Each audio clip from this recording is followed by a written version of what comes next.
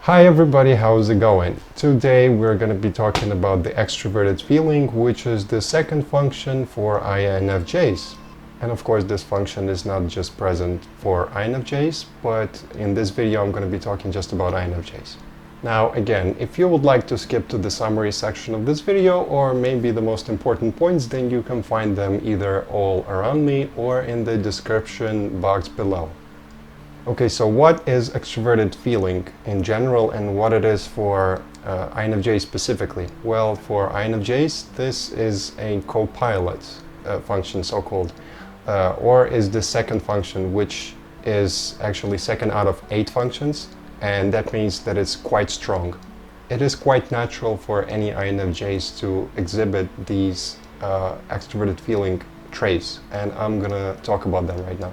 Now this might seem like an emotional function, but actually it is a mental one. Why it's a mental one? Because it's a decision mechanism. Quote, feeling types simply analyze and conceptualize information related to human beings rather than logical and or impersonal abstractions. That is said by Marissa Baker. So what does that supposed to mean? Well, instead of thinking of different ways to use dimethylamine, for example, as a thinking type would think, right? You as a feeler would much rather think about values, beliefs, or maybe limiting decisions that people have to go through and their limiting behaviors and how they themselves are their own enemy sometimes. And why it is so, and maybe you're the type of person that really likes personality tests, like this one, the MBTI type one, and maybe you can create your own, or maybe you think, okay, this one is good because of this or this, but actually maybe I can add something else, and you can create your own, who knows. If feeling types choose to become scientists, they are the type of scientists that are focused towards people. So even though, as I told you, it's a mental decision-making process, it feels inside like an emotion. And why does it feel so? Well, because we are taking information with our extroverted feeling, but then after that, we, as INFJs, we have introverted intuition. And introverted intuition is basically digesting information behind our back in a subconscious mode, so to speak, and then whatever it digests, it gives us in the form of emotion, in the form of a feeling. And then based on that, we decide whether this is the person that we want to talk to or not really, or maybe that's the project that we want to engage in or not. Now thinking and feeling types are going to have different decision-making configurations, so to speak. And feelers, for example, or let's say thinkers, yeah, they're gonna ask, okay, what is the decision that is the most efficient one, right? That's what they're gonna care about. Whether when feelers are gonna think that, okay, what is the most efficient one, but with regards to human beings as well. So the feeler is gonna think that, okay, so if there is a decision that I can take and it's not as efficient, but it's going to bring more harmony to people around him or her, and that's what they're going to do. And for example, if the thinker is going to take something that is efficient level 10 out of 10 with no regards to people as much, the feeler is much likely to take another road and to, for example, take something that is level 7 out of 10 efficient, yeah, but which makes other people happy. Happy in a good way. So now we're going to be speaking about pluses of extroverted feeling and minuses of extroverted feeling, and after that I'm going to give you some solutions which you can incorporate in your life to increase or enhance your FE.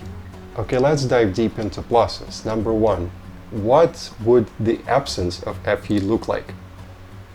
Hi, I'm smiling right now. That was a very, very funny joke. Bravo.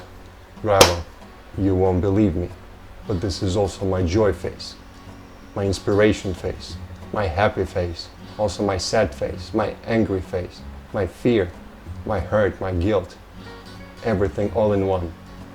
I'm like the Swiss Army knife of emotions, all in one face. It also helps that I'm a Russian, right? Now, of course it's a joke, Russians are not like that. The thing is that Mother Russia is very cold and you need to be cold inside because coldness is minus and you are minus, so minus with minus equals plus, okay? That is what we learned in math, okay? No, of course not. Otherwise, Swedish people, Finnish people, or Norwegian or Danish people, they would all be somber as well. All I'm trying to say is that extroverted feeling tends to be way more animated. Plus number 2, we're empaths. So in the opinion of Marissa Baker, she said that our combination of extroverted feeling and introverted intuition together makes us an empath. And how it works is that extroverted feeling is taking in information about people, and then introverted intuition is trying to piece it all together.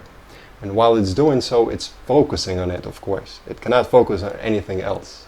And it's trying really hard to put it all together. While it's doing this, it's focusing its attention on it.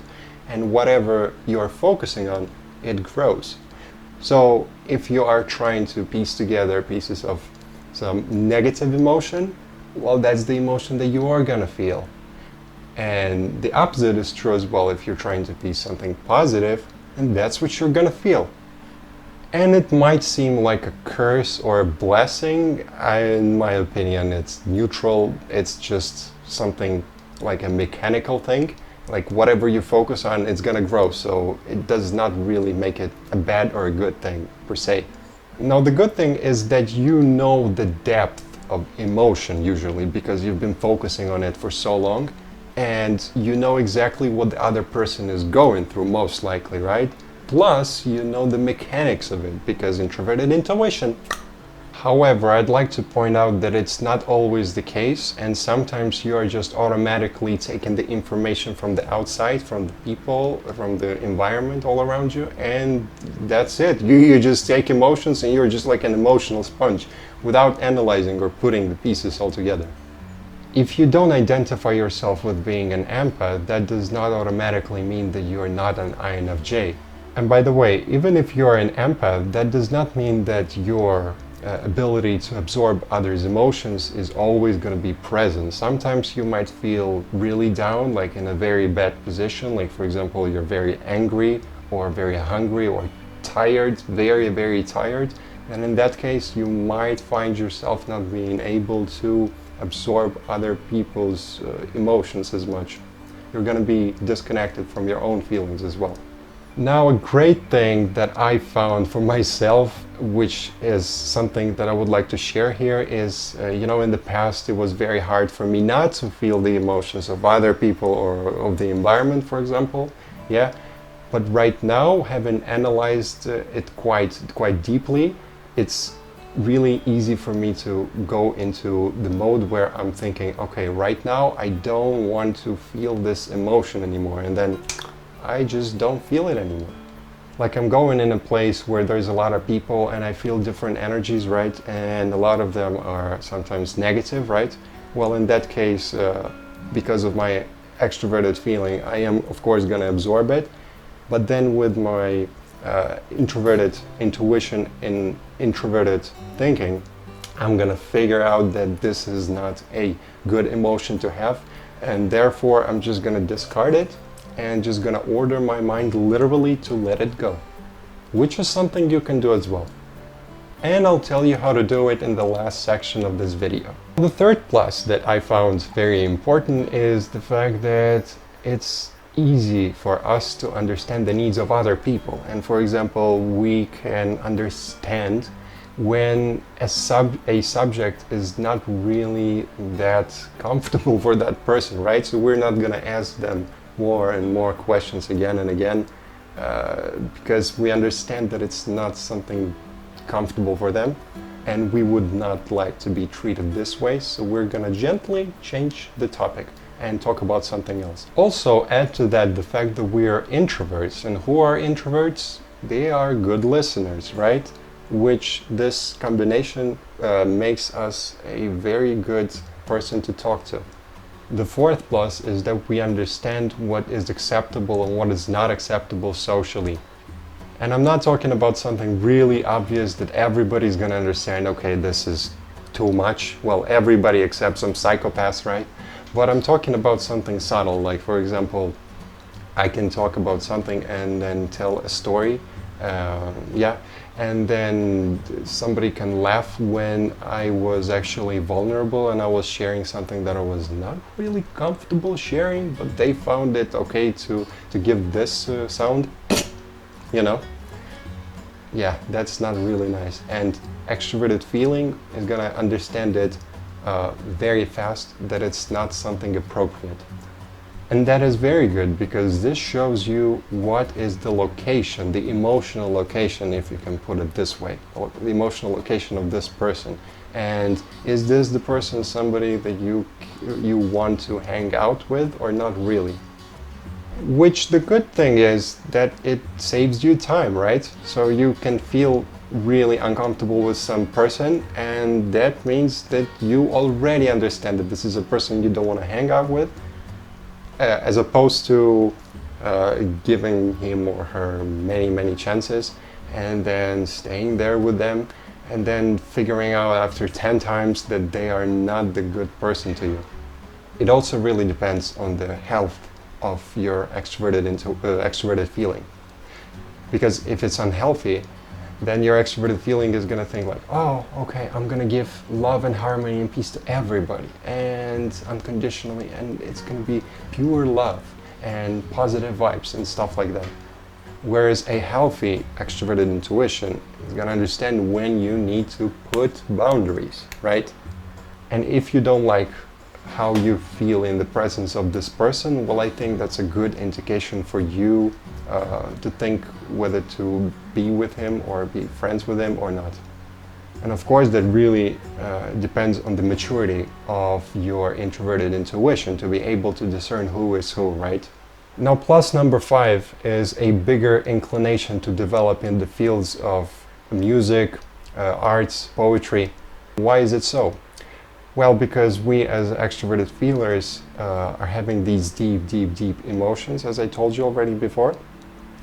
And sometimes they are so deep that we are not able to express them with our everyday words. So what we need to do is to express them through music, through art, or through poetry.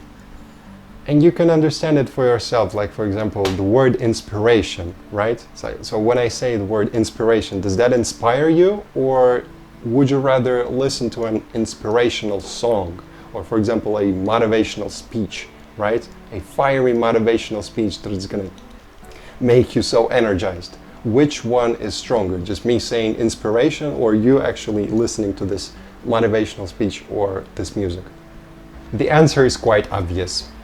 Plus number 6 is that we are able to put people at ease. Now, I'm pretty sure that a lot of INFJs are feeling inside quite often responsible for other people's well-being, even if they don't know them for some reason. They would be the type of people that would introduce you or other people to everybody else at the party, just to make you feel comfortable. Isn't that nice? Now, plus number 6 is that we are naturally good at bringing harmony to this world, to shine our light, basically, and to increase the vibes, increase the frequencies. And what does that mean? Well, imagine how many disputes, for example, or arguments, or unnecessary debates, or violent aggression like war, or crimes, or murders, or stuff like that. Imagine how many childhood traumas, for example, could have been prevented just by people developing their extroverted feeling.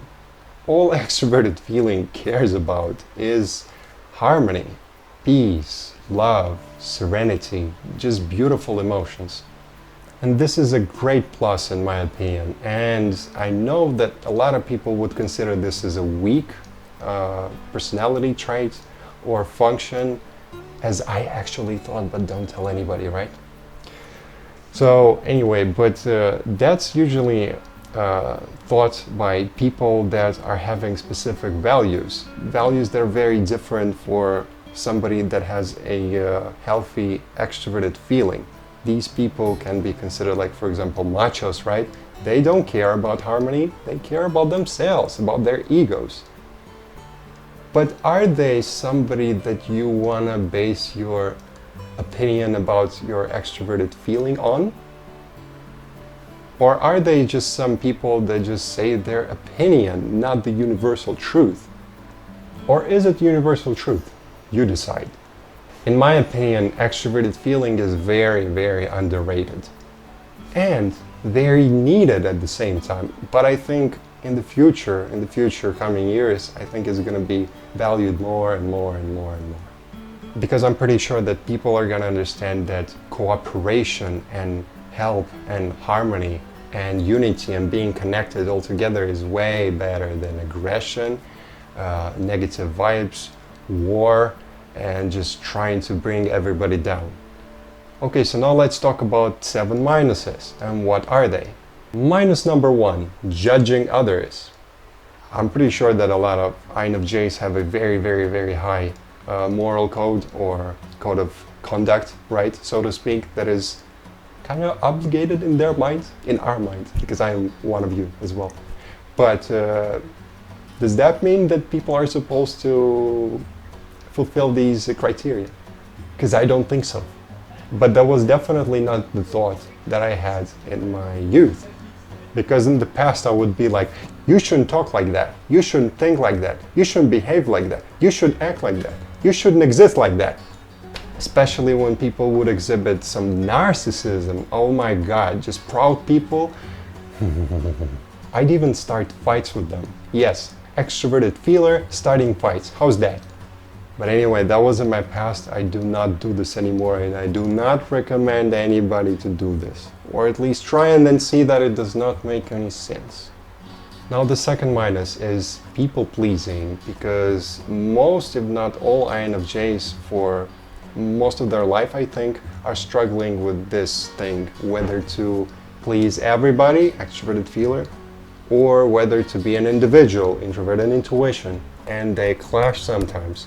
For example, you're in a situation where everybody is taking a drink, alcoholic drink, and you don't like to drink alcohol. You never thought that it tastes good, that it is good for your body. You don't approve of it at all, but for some reason you're taking it because eight of your other friends, they all took it.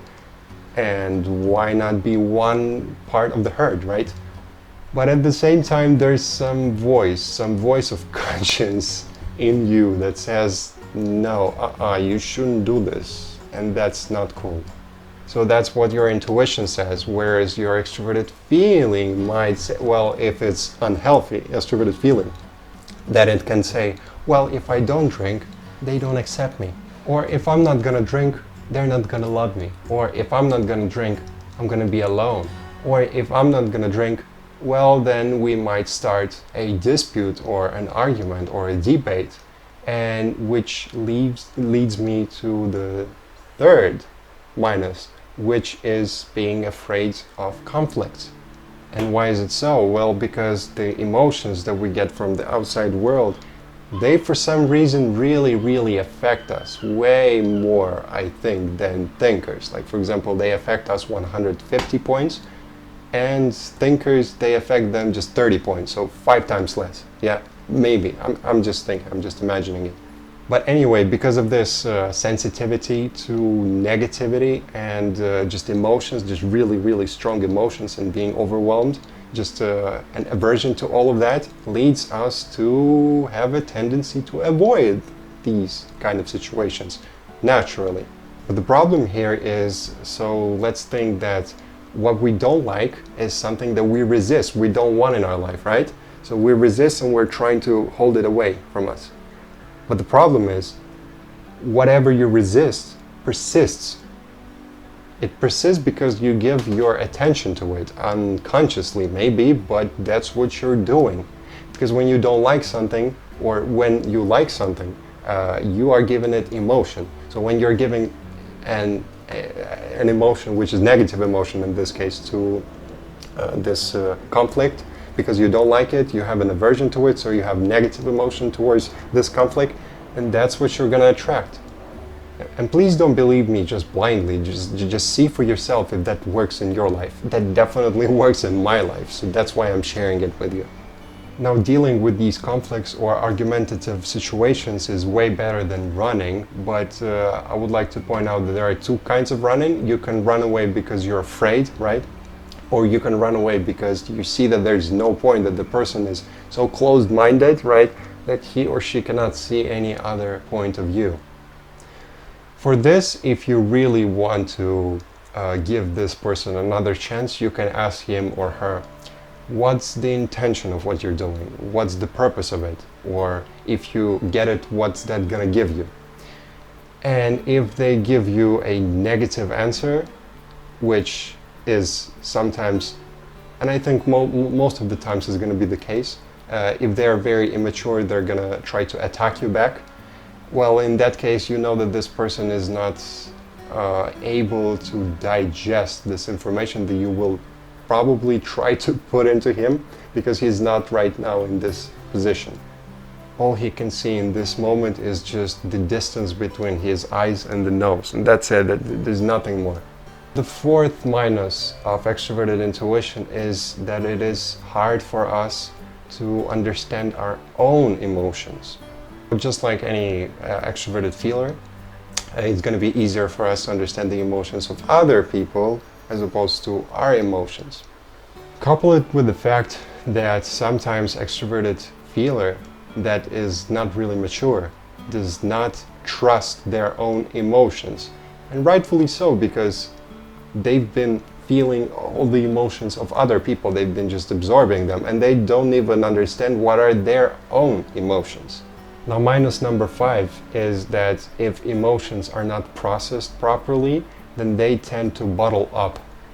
Now, I don't know about you, but for me it was really hard, pretty much most of my life, to express my emotions. And for example, I would feel 100% of emotions, but I was able to communicate just, I don't know, 30% maybe, 30-40% of it, whereas all the rest is just uncommunicable, if that's even a word. And also another thing that might be here is that you might go into self-judgment because you're not able to express it, and you're thinking, oh, I'm so stupid, I'm not able to express my emotions just like other people. But yeah, this is unfortunately one of our weaknesses. But that doesn't mean that this is how it's going to stay for the rest of our life, of course. We can develop it and we can speak our minds clearly. All we need is just practice. Now, minus number 6 is giving to others too much at your own expense, and forgiving everybody for everything, and being perfect and a saint. I cannot tell you how many times I had this experience in my life where I would give somebody and give somebody and give somebody and give, and these people would never feel like it's enough for them, and they would ask me to give more and more, and they would take and take and take and not give back. And for some reason I thought that that's okay. Can you imagine that? I think you can, since you're an INFJ, and I think that's one of our weaknesses, at least in our immature kind of versions. And I'd like to tell something that some INFJs are not gonna like to hear, but we need to know this. Sometimes it's an identity issue. So for example, you might think that, oh, you're a saint, you're somebody that is so giving and so perfect that he and or she deserves the best and deserves back, right? But the thing is, sometimes we get caught up in this saint identity that when we give, we are basically reaffirming to ourselves that, yeah, okay, I'm a saint, right? The more I give, the more sainty I feel. Especially when I give to people that don't deserve it, right? So when I give to the person that is a narcissist, for example, or somebody like a criminal or something, then in that case I'm extra nice, extra saint. And that's false. That's false. This position is very, very toxic, because in this case you're basically a slave. You're a slave to your identity of being a saint. But what's the problem here? Well, as you can imagine, other people might take advantage of it. Might take advantage of people that think it's cool to forgive, to always forgive these kind of people, and to give them unstoppably. Now, the seventh minus of extroverted feeling is indecision. You might take one decision and might think, okay, this decision is gonna make this person happy, but this person not happy. If I take this route or this decision, then it might make this person happy, but this person not happy. So which one should I choose? And the problem is that extroverted feeling that is immature always cares about the opinions of other people, not the opinion of their own. And that's not really good. But when your extroverted feeling is developed, then what you realize is that you need to care about your own opinions first. Like, how do you personally feel, before asking how somebody else feels about it. And in this case, I am talking about the decisions that pertain directly to you. And if you're making the decision that pertains directly to you, a decision that you need to feel good about, right? But the first thing that you're asking is whether other people like it or not, well, then I would suggest you change the way you look at things. Because there's a very big actually chance that you might not like it. You personally might not like it. And sacrificing your own feeling about this thing in order to make other people happy, is it worth it? By the way, there's an extra point that I would like to give here, and it's a plus. I would classify it as a plus here. And in my opinion, extroverted feeling might give you even clairsentience. And I'll share with you my story. So I would go outside in order to train, right? I would take my yoga mat and go outside and have a training that, like I usually have, for like 40 minutes or so. And then I would be like in the middle of my training, and then I saw a person. I saw a person that was crying, and he was crying really hard. And yeah, my heart was feeling quite contracted, and I felt quite bad for this person. And my extroverted feeler was the first one to jump into it and choose just to tell me that I need to go to him and talk to him and put him at ease and talk to him a little bit, like what happened and how can I help him and stuff like this. But my introverted thinker told me that, hey, okay, you know what, how about my needs first? So what I need to do is to finish my training, because I had like 15-20 minutes left, you know. And I thought about a compromise. My introverted thinker thought about a compromise, which is, okay, how about we help him, but first we finish our thing. And if we finish and he's still there, then we're gonna go there and help him. Because otherwise it's not really gonna make sense. Am I gonna always go to every single crying person? And of course, it's not like every single day I see a crying person, but in any case. So anyway, I finished my exercise. I decided to finish my exercise, and then this guy was still there. And I would go to him and I talked to him a little bit. And it turns out one of his relatives recently died. And he was actually intoxicated. He drank alcohol. And he felt that it is a good place to come to cry a little bit. It was like fields, like a fieldy kind of place in nature. And yeah, it's a quite calm place. So that's why it was, he thought it was a good idea to come there and cry and let his emotions out. And while he was telling me this, I would see him having his mood uplifted a little bit, yeah. But in about 2-3 minutes after that, I started feeling extremely bad inside. I would feel nauseous, my head was spinning, I was not able even to breathe that much, and for some reason, yeah. And my vision was really blurry, and my head would spin, and I'd have no idea what happened. I think my blood pressure dropped down very fast, and that's why I was feeling like this. And I felt for myself that I need to sit on the floor, yeah, on the ground, because I felt that otherwise I would just fall down and probably fall down unconscious. And the thing is, I would sit there for like a minute or two, and even the guy would ask me, like, are you okay? Because I came to him and asked him whether he is okay, and now he's asking me whether I'm okay. But I understood that there's some energy thing happening there, and that I need to leave the situation. The person didn't give me any clue that he is a bad person or anything, but I think they were eating my energy for some reason. Through my extroverted feeler, I guess, yeah. So I felt that I need to leave it, and then I politely said that I need to go. And as soon as I left it, like we've been like 20 meters away, I think. And all of my symptoms just disappeared. My vision was clear. My head was not spinning anymore. I did not feel nauseous, and I was able to walk easily, not needing to be on the floor or on the ground. I think that this was related directly to the extroverted feeling, to my receptivity, because I was very receptive at that time. And of course there were some other factors, like I didn't eat enough, I didn't sleep enough, and I was very, very, very tired. So probably that helped in some way as well. But I think mostly is the extroverted feeling. Or maybe it isn't, I don't know, but that's just my opinion, my current opinion at the moment.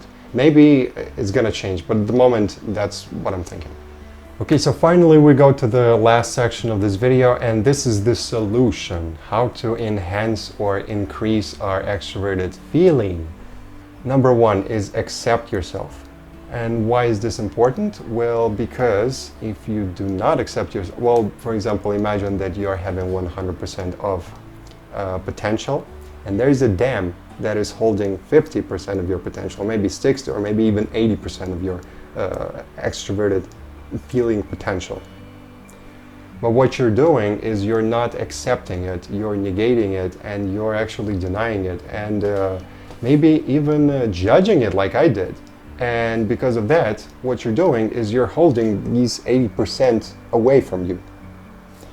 And the thing is, when 50 or 60 or 80% of your potential is being held by this dam, because you do not accept your unique extroverted feeling, then all of these pluses that I just told you about, they are going to be minimized. And is that a good thing? Do you think so? And you know what? I feel like in our society, usually people that have a very developed extroverted feeling side, they are the ones labeled weak. Weak because they're always trying to help, always trying to give harmony, sometimes at the expense of themselves. And it might be the case, but it might not be the case, because you might be the person that is trying to both help people and bring harmony and increase the vibration, but at the same time you know your own limits, that you know your own boundaries, that you know if you cross this boundary, we are not going to be friends anymore, or we are going to be speaking in a different language. It is totally possible to have these two qualities in you. And you know what, I actually noticed an interesting thing, that in my youth, for example, I thought, well, first of all, I didn't like my extroverted feeler side, right? Because I would feel so vulnerable. And like I told you, that feelers, for example, feel 150 points of pain when there's like negativity happening around. Whereas thinkers, for example, they feel just 30 points. And of course, there was something that damaged me quite a lot.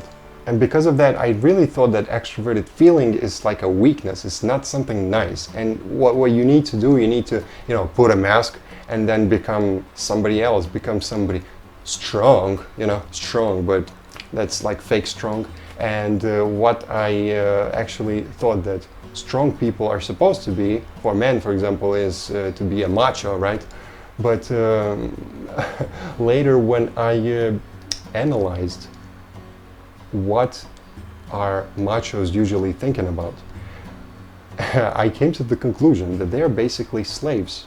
They are slaves to their own identity of macho. For example, in order to be a macho, you need to have this kind of look, talk a certain way, right? Watch certain movies, like certain stuff, be associated with specific people, like guns, for example, violence, and don't you dare not like it, and don't you dare not act like us, because we're not going to be accepting you anymore. And what they actually do is really care about other people's opinions of them, specifically the people from their tribe, right? And how is this a manifestation of power? How is this a manifestation of strength? If the person, all this person is doing is trying to get approval from these people, he or she is not free in this case, not free at all. Power comes with freedom. Freedom comes with letting go of wanting to get approval from other people. I mean, one of them, right? One of the ways to get freedom, that is. So then I found out that these machos are not machos at all. They are actually very, very insecure. And just for them to try to be nice and polite is something hard actually for them. This is not something that they're gonna do because they're afraid that other machos are gonna think that they're a weakling.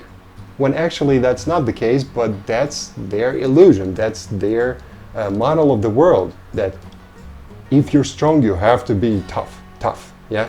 And if you're not strong, then you will never have to be vulnerable, for example. Whereas in reality, vulnerability is power. Otherwise, why is it so hard for these machos to say sorry, right? Why do we have this song, sorry seems to be the hardest word? Maybe to tell us that vulnerability is something hard to go through. And usually it takes courage for a person to be able to admit that they're wrong and say sorry. And these machos are not going to do this, but this is their problem, not your one. Extroverted feeling gives you the opportunity to be vulnerable with other people. And vulnerability is the thing that is going to make you connected to other people, which is great, right? Now, second solution is nurturing your extroverted sensing.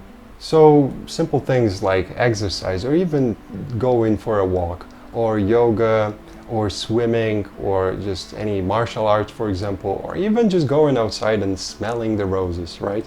Or hearing the sound of waves, yeah?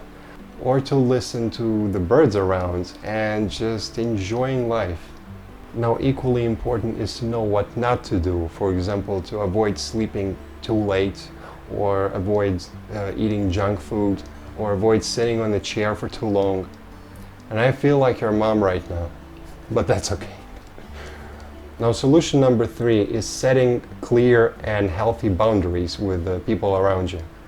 And why is this important? Well, because you are gonna basically train people to behave with you in a specific way, to treat you in a specific way, in a way that you find acceptable, you personally find acceptable.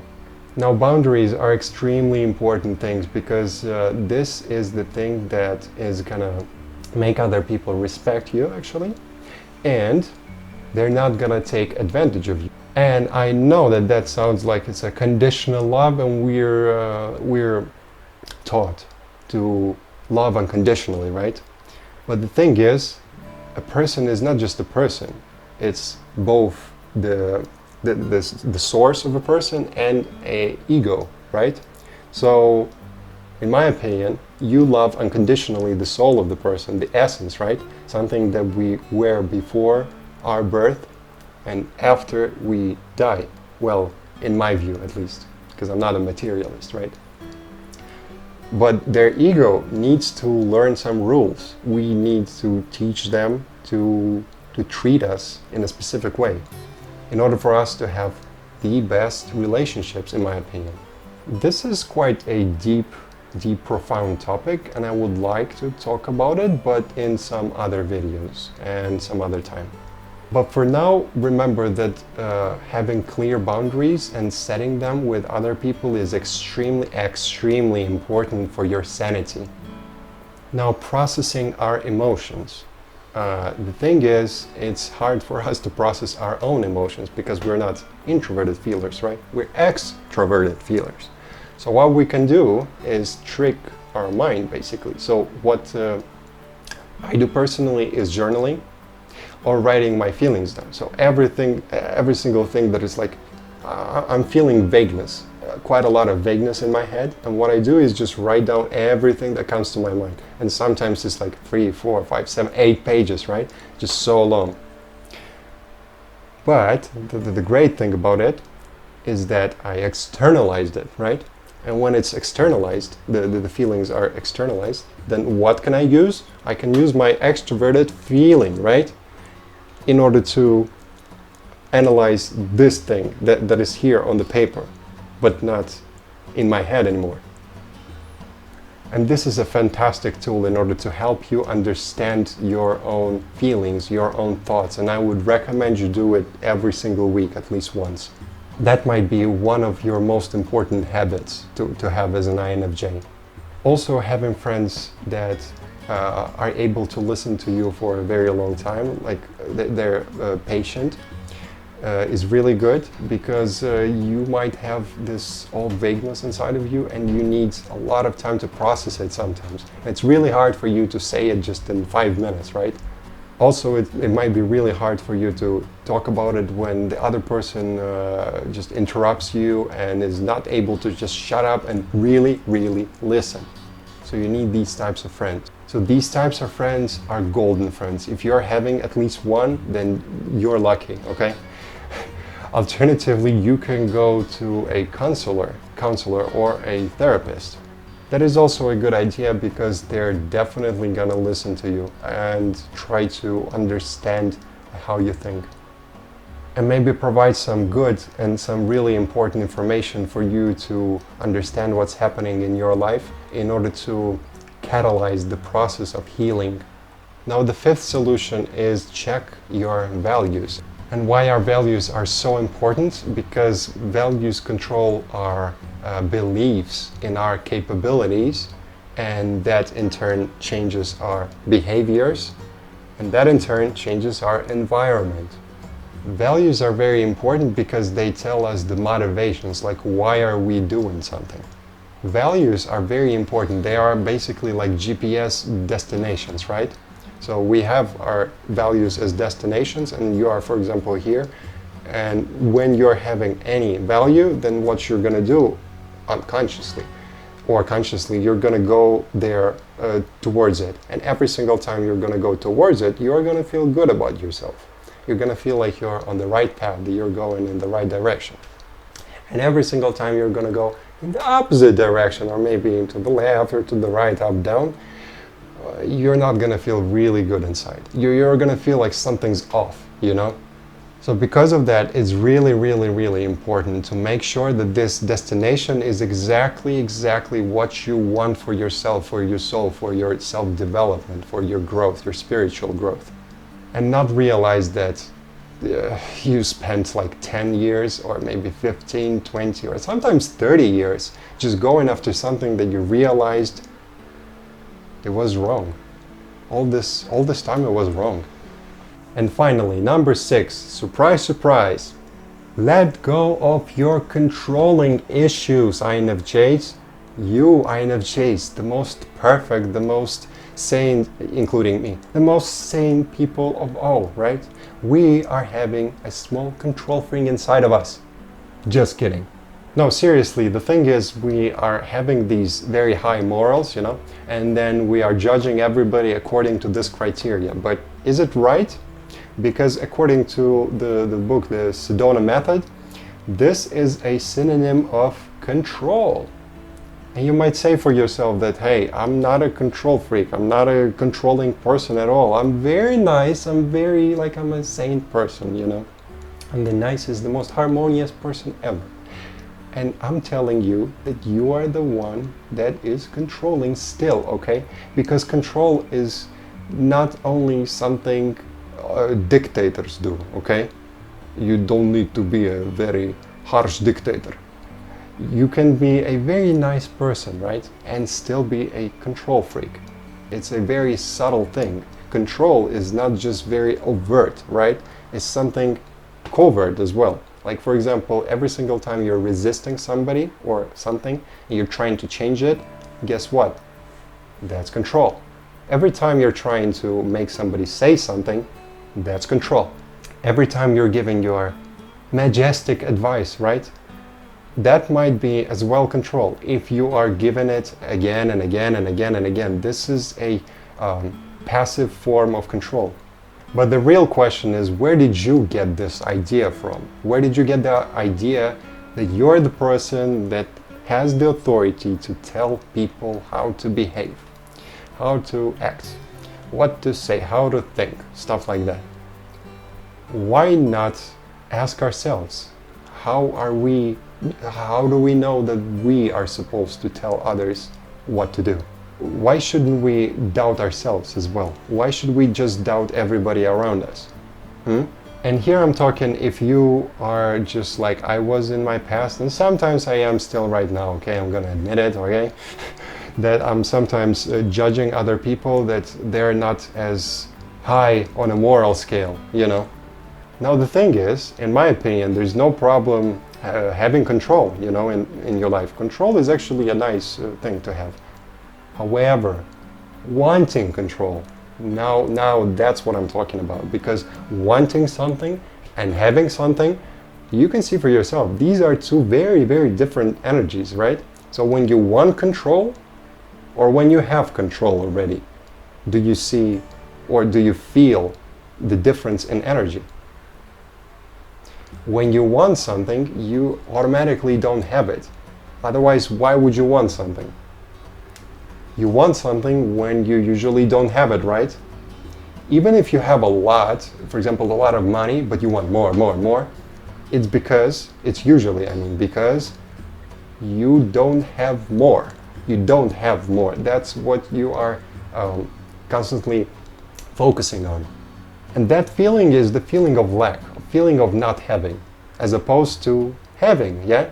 So when you want something, you're not having. So wanting something is having a lack of it, as opposed to actually having it. And feeling inside that you are calm, because you already have it. You don't need it, okay? Because this energy, the energy of want, is a needy energy. So how do you stop expecting other people to behave a certain way? Well, one great way that I would recommend everybody is to use the script from the book The Work by Katie Byron. In this book, there are 4 questions that you can ask with pretty much most situations that give you like a sense of unease, a sense of discomfort, a sense of negativity. So what are these questions? Well, first of all, we need to think of a situation, for example, where something happens that you didn't like. Like, for example, somebody steps right in front of you, in front of the line, right? You say something to him, but that's not really important. What's really important is what you're having in mind. You should not do this. You shouldn't act like this. You should be a good human being. So now this is good because now we have something to work on. And now imagine this, you shouldn't be this, or you shouldn't do this, right? And we're working with you shouldn't do this. And the first question is it true? Yeah? And now you might say, yeah, of course it's true that he shouldn't do this, right? And now the second question, are you sure 100% that this is true? Now the thing is, you cannot answer yes to the second question ever, because you have no idea if when the Earth, for example, was created, that somebody or something on the sky just wrote that nobody ever on Earth should step in front of you, in front of this INFJ, in a line, right? And that's not how it works in our world, because, yeah, as you can see, people step in front of each other in lines all the time.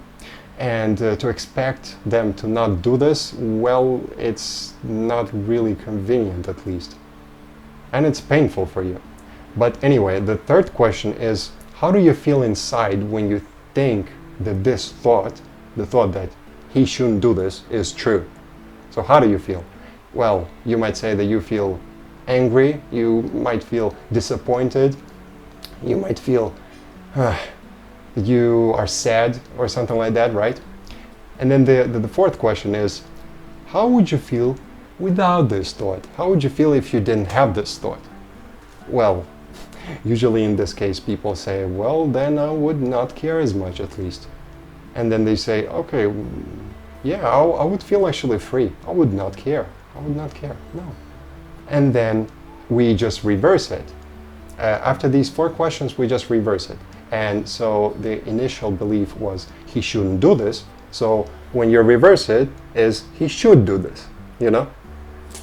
And this is your antidote. I'm thinking about this in this way. If he shouldn't do this is very absurd and does not make any sense, well then the opposite of it, he should do this, is equally as absurd.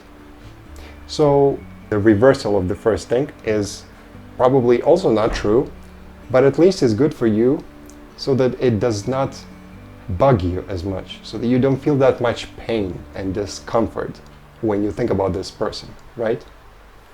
And when you do this inner process inside of you, well, now you have a lot more resources in order to be able to gracefully tell him or her not to step in line, and that there are some other people also waiting in line, and that he should respect everybody.